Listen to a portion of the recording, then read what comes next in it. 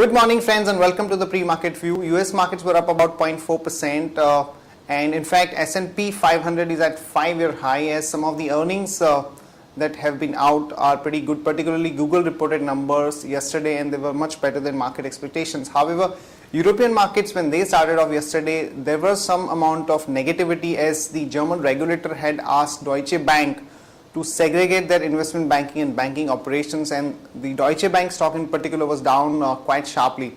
However, that weakness did not spread to other markets, so there was some stability at the end of it. And when we look at the Asian markets, Japan is down about almost 1% as the Bank of Japan policy meet did not go down too well with the markets. There were no positive surprises as such, but the rest of the Asian markets are quite steady. And back home, our markets also had some amount of sell-off yesterday, particularly when the European markets opened up and when the HUL numbers were announced, and these numbers definitely were quite disappointing, and Nifty went down almost about 40 to 50 points. But since we've seen some stability in the other markets, we believe that the opening would be at least better. And in terms of flows, FIs were net buyers to the tune of about 1,046 crore in the cash market, whereas the domestic institutions were sellers to the tune of about almost 950 odd crore.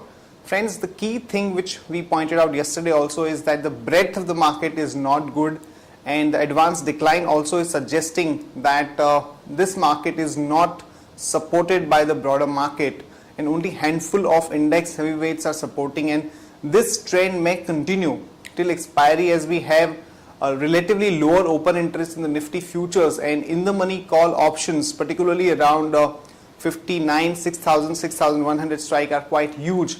So Nifty may remain a bit stable, but we are seeing a lot of weakness in the mid cap and small cap stocks. And on that note, let me invite Shaival to take us through important F&O cues, ideas and strategies that we could have in the F&O markets.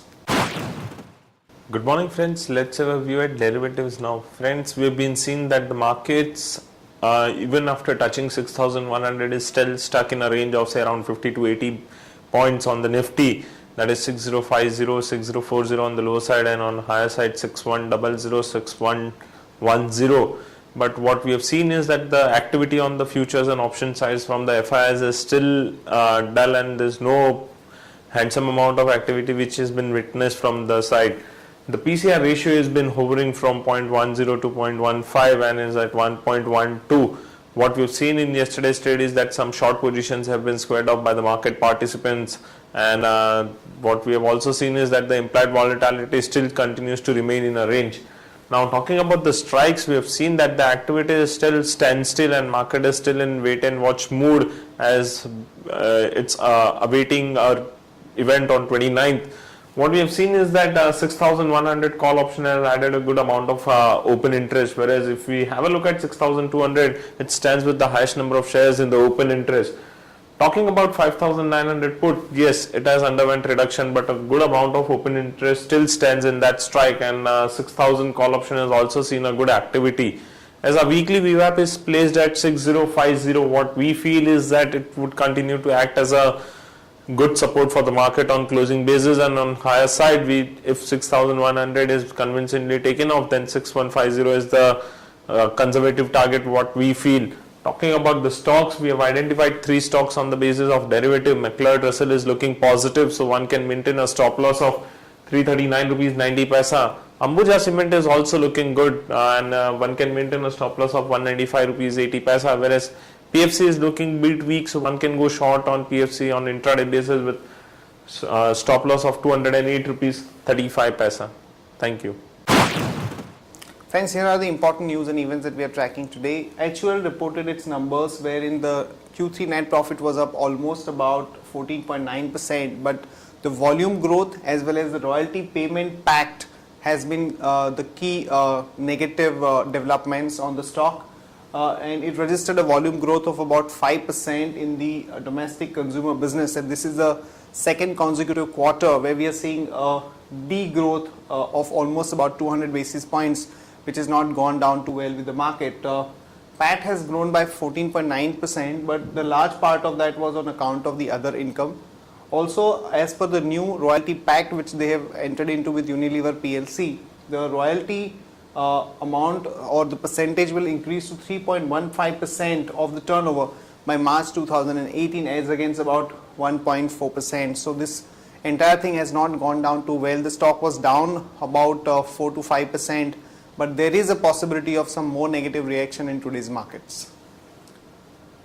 FM is on a roadshow in Singapore, and some of the key highlights of the roadshow are that he has stuck to his deficit guideline to about 5.3% for the current year, and he expects it to reduce by 60 basis points in each year over the next 3 years till it reaches about 3%. He has reassured the investors that the forthcoming budget would not be a populist budget or an election budget.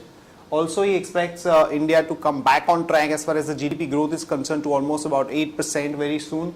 And he has assured that he will raise the FI cap on the government and the corporate bonds by about $5 billion. So these are some of the highlights, and since the global environment is quite positive because of these kind of roadshows, India could actually expect some more flows over the next few months. And remember, this month we've seen very strong flows by the FIIs.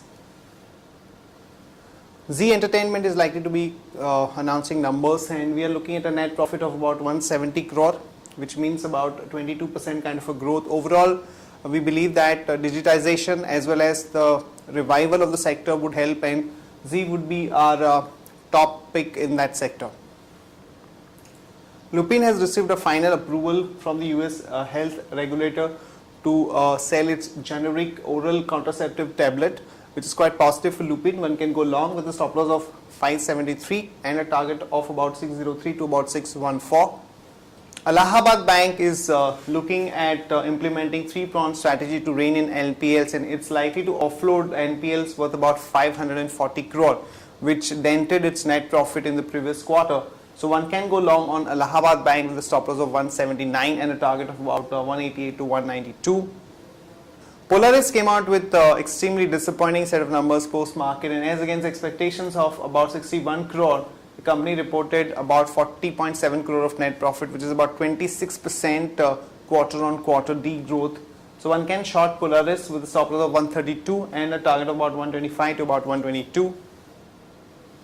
That's it from all of us, friends. Have a nice trading session. See you tomorrow at the same time.